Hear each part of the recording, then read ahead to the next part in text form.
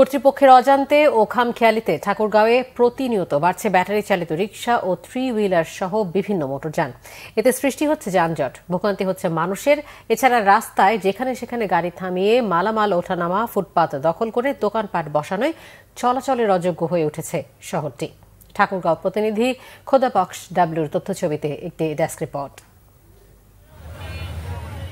ঠাকুরগাঁওয়ে অতিরিক্ত যানবাহনে সৃষ্ট যানজটে চরম ভোগান্তিতে স্থানীয়রা। ঝুঁকিতে চলাচল করছে শিশু, নারী ও বয়স্ক সহ শিক্ষার্থীরা। জরুরি দরকার ছাড়া বের হলেও যানজটের কারণে বাড়তি সময় যায় সাধারণ মানুষের।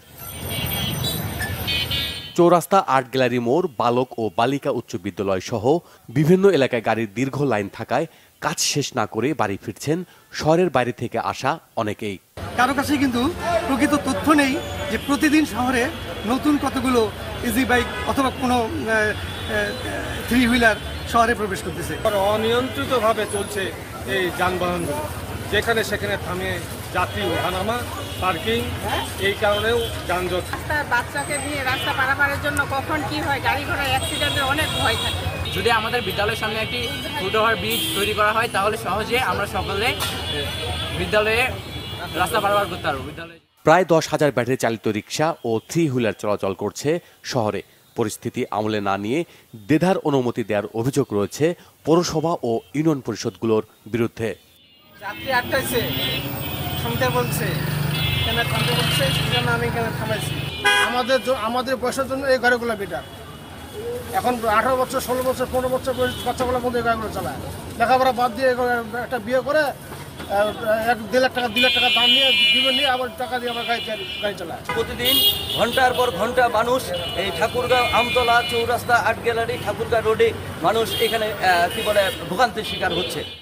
তবে দ্রুত যান চলাচল নিয়ন্ত্রণ করার কথা বলছেন এই কর্মকর্তা। আমরা একাধিক পয়েন্ট সিলেক্ট করেছি যে সব জায়গায় আপনার অবৈধ স্থাপনা আছে, সেগুলো সরানো হচ্ছে।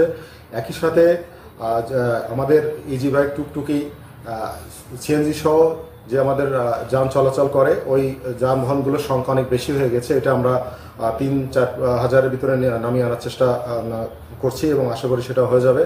এমন যানজটে নিজেও ভুক্তভোগী বলছেন জেলা প্রশাসক।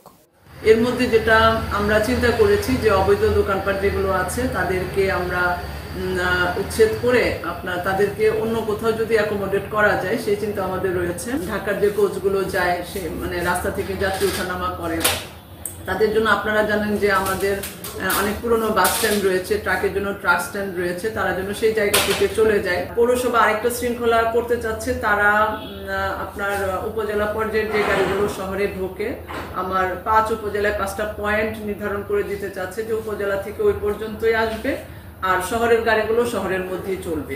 সমস্যা সমাধানে স্থানীয় প্রশাসনকে দ্রুত ব্যবস্থা নেওয়ার দাবি জানিয়েছেন স্থানীয়রা। Bangla vision news desk.